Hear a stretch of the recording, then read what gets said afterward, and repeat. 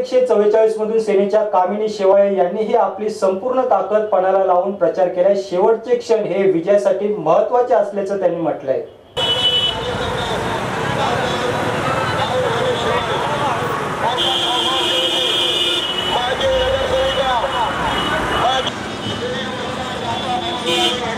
शिवसैनिक उत्स्फूर्तपणे या रॅलीला आहेत आणि एकच उद्दिष्ट आहे की 21 तारखेला धनुष्यबाणाचं बटन दाबून 23 तारखेला भगवा जल्लोष करण्यासाठी सर्वजण एकजुटीने उभे आहेत। 10 दिवस झाले तुमची महारॅली,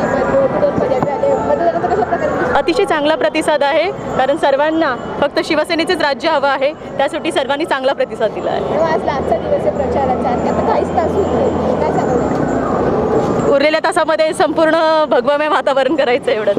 कामिनी शेवाळे जिंकून आल्या तर त्यांचा विकासाकडे पहिला पाऊल काय असेल? गावठाणांचा विकास।